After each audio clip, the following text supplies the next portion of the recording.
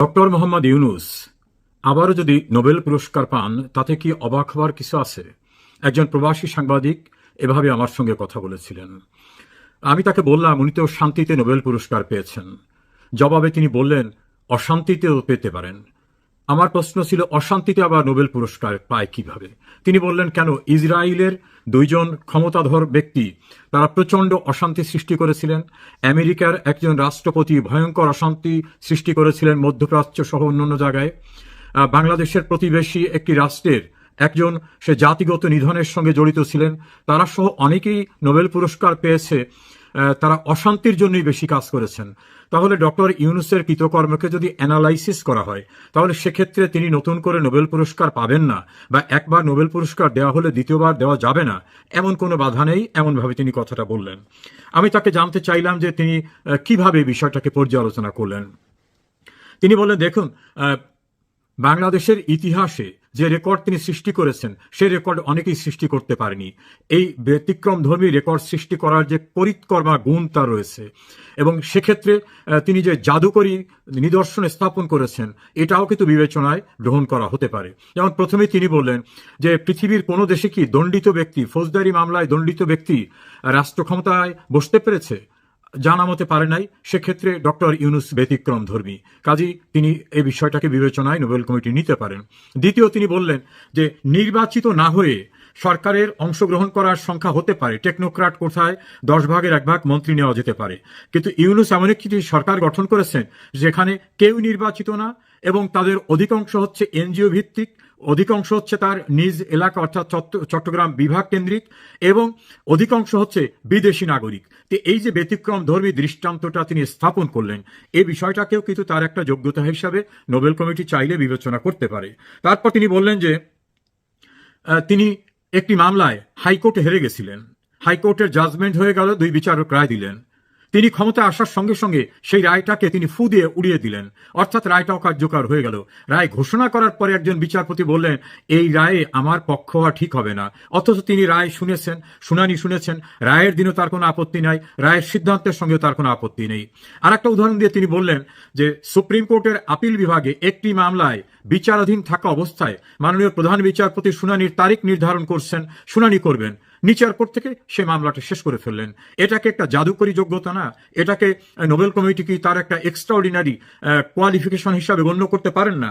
তারপর আরেকটি বিষয় বললেন যে দুর্নীতি দমন কমিশন বাংলাদেশে কারো বিরুদ্ধে দায়ের করা কোনো মামলা কোনোদিন প্রত্যাহার করেনি, তাদেরকে আইনি মোকাবেলা করে মামলাটাকে শেষ করতে হয়েছে।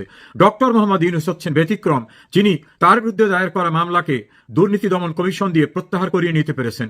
এটা একটা তার জাদুকরী সিদ্ধান্ত।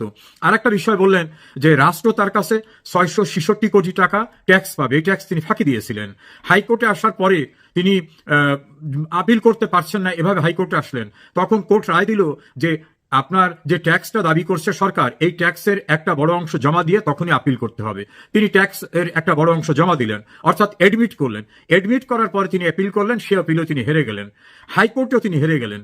অথচ তিনি ক্ষমতায় এসে নিজেকে নিজে পুরস্কৃত করেছেন। তিনি রাষ্ট্র ক্ষমতায় প্রধান, তিনি বলে দিয়েছেন এই ট্যাক্স, অর্থাৎ প্রধান উপদেষ্টা ইউনূস বলেছেন ট্যাক্স দাতা ডক্টর মোহাম্মদ ইউনূস আপনাকে এই ট্যাক্স দিতে হবে না। নেক্সট, তার যত প্রতিষ্ঠান আছে এই প্রতিষ্ঠানগুলোকে আগামী 5 বছর কোনো ট্যাক্স দিতে হবে না। এটা একটু জাদুকরী সিদ্ধান্ত। দেন অনেকে বিশ্ববিদ্যালয়ের এবং আদম ব্যবসার লাইসেন্স চেয়েছে, কাউকে লাইসেন্স না দিয়ে তিনি নিজে একটা আদম ব্যবসার লাইসেন্স নিয়েছেন এবং বিশ্ববিদ্যালয়ে নিয়েছেন। এই যে তার একটা পরিকর্মা যোগ্যতাটা তিনি প্রদর্শন করতে পেরেছেন, এটা কিন্তু অনেকের পক্ষেই সম্ভব হয় না। দেন আর একটা বিষয় বলছেন যে বাংলাদেশের ইতিহাসে কোনোদিন এত বেশি সাংবাদিকদের নামে কোনো মামলা হওয়ার রেকর্ড নাই, এবং এতদিন কোনো সাংবাদিকরা জেলে রেখেছে কোনো সরকার, এই রেকর্ড নাই। এই রেকর্ডটা তিনি দেখাতে পেরেছেন।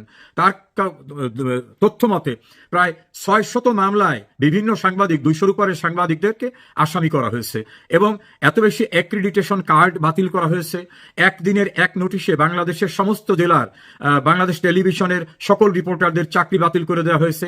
ঢাকার 3টি পত্রিকার সম্পাদক ছাড়া অধিকাংশ পত্রিকা এবং ইলেকট্রনিক মিডিয়ার যারা প্রধান ব্যক্তি তাদেরকে বের করে দিয়ে অন্য লোকদেরকে বসিয়ে দেওয়া হয়েছে।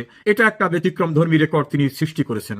আর একটা কথা উদাহরণ হিসেবে ওই সাংবাদিক আমাকে তথ্য দিয়ে বললেন যে আপনারা খোঁজ খবর নিয়ে দেখেন যে বাংলাদেশের ইতিহাসে কোনোদিন এমন কোনো মামলা হয় নাই প্রাইভেট ইন্ডিভিজুয়ালসের যে একজন মানুষকে মারার অভিযোগে 10,500 লোক আসামি।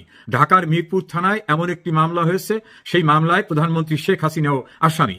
আর একটা উদাহরণ দিয়ে তিনি বললেন যে বাংলাদেশের প্রধানমন্ত্রী শেখ হাসিনার বিরুদ্ধে 413টি মামলা হয়েছে।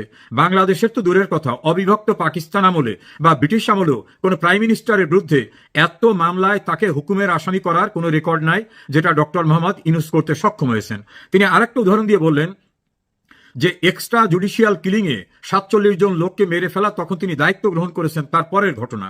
এছাড়া শুধুমাত্র আওয়ামী লীগের 205 জন মানুষকে মেরে ফেলা, এই জাতীয় ঘটনা রাষ্ট্র ক্ষমতায় বিএনপি, আওয়ামী লীগ, জাতীয় পার্টি কেউ থাকা অবস্থায় এরকম ঘটনা ঘটেনি, যেটা ডক্টর মোহাম্মদ ইউনূস এই দৃষ্টান্ত স্থাপন করতে পেরেছেন।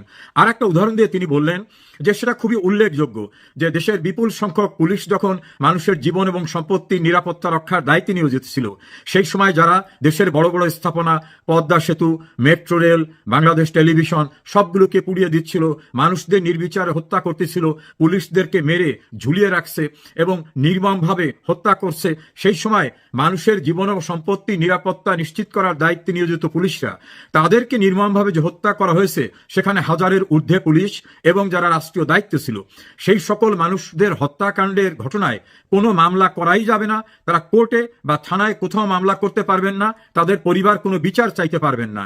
এটা বলা হচ্ছে কখন?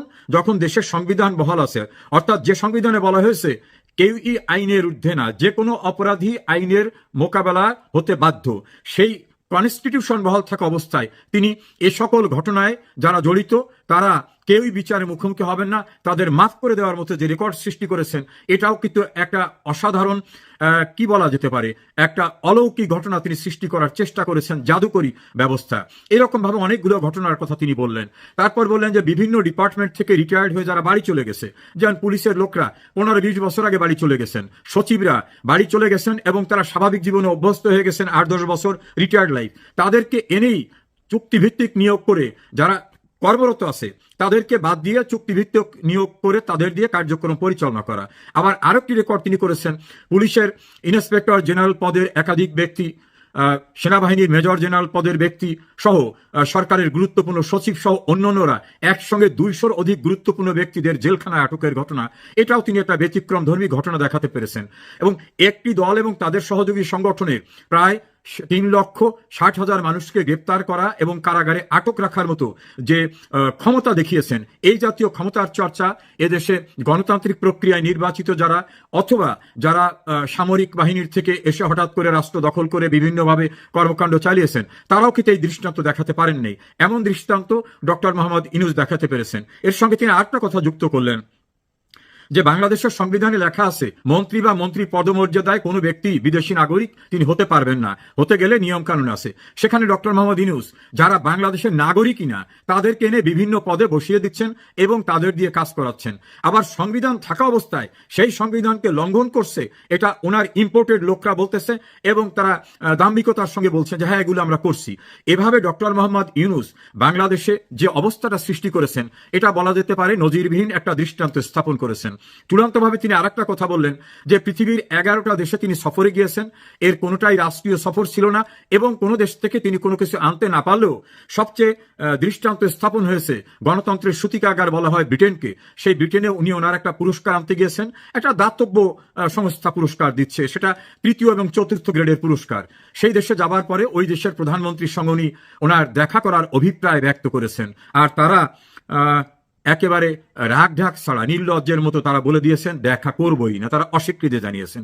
এত কিছুর পরেও ডক্টর ইউনূস এই বিষয়টাকে অত গুরুত্ব দেন নাই, অর্থাৎ তার ধৈর্যের ক্ষমতা এত প্রকট যে সেই বিষয়টাকেও গুরুত্বের সঙ্গে দেখতে হবে। সবকিছু মিলে বলা হয়েছে যে দেশে রাজনৈতিকভাবে কোনো কেউ সুস্থ অবস্থায় নাই, শুধুমাত্র তার নিয়োগকর্তা যে ছাত্ররা যারা মবের মাধ্যমে শেখ হাসিনাকে রাষ্ট্র ক্ষমতার থেকে সরাতে পেরেছিল এবং দেশের অভ্যন্তরে নির্বিচারে যে ভয়াবহ সন্ত্রাসী মব কার্যক্রম আছে, তারা ছাড়া সারা দেশে ব্যবসায়ী, শিক্ষক, চিকিৎসক, আইনজীবী, সুশীল সমাজের ব্যক্তিরা কেউ নিরাপদ নাই। এবং চূড়ান্তভাবে তিনি বললেন প্রায় 4,500 নির্বাচিত জনপ্রতিনিধি, পৌরসভার চেয়ারম্যান, উপজেলা ভাইস চেয়ারম্যান, সিটি কর্পোরেশনের মেয়র, পার্লামেন্ট মেম্বার, স্কুল কলেজের পরিচালনা পরিষদের সদস্যদের প্রায় 4,500 নির্বাচিত প্রতিনিধিদের তিনি কলমের এক খোঁচায় বহিষ্কার করে দিয়ে তার মতো করে যাদের প্রয়োজন তাদেরকে বসিয়ে দিচ্ছেন। এভাবে বাংলাদেশের 53 বছরের ইতিহাসে যা কেউ সৃষ্টি করতে পারেনি, ডক্টর মোহাম্মদ ইউনূস সেটা করতে পেরেছেন। তার যে একটাই জাদুকরী যোগ্যতা এবং এই যোগ্যতার যে ক্যারিসম্যাটিক পরিচয়টা তিনি দিয়েছেন, এ বিষয়টাকে নোবেল কমিটি বিবেচনায় নিয়ে আমার মনে হয় নোবেল প্রদানের ক্ষেত্রে আরও একটি অধ্যায় তারা সৃষ্টি করতে পারেন। যেমন তিনি শান্তিতে নোবেল পেয়েছেন, অথচ শান্তির জন্য নয়, তিনি যে গ্রামীণ ব্যাংকের লোন, ব্যাংকটা তার নয়, রাষ্ট্রীয় ব্যাংক, কিন্তু সেখানে তিনি যে কর্মকাণ্ড করে গ্রামীণ ব্যাংকের লোন দিয়েছেন, সেই লোন তুলতে গিয়ে অনেকে আত্মহত্যা করেছে, অনেকের বাড়ির থেকে গরু ছাগল টেনে নিয়ে আসা হয়েছে, অনেকের ঘরে টিন খুলে নেওয়া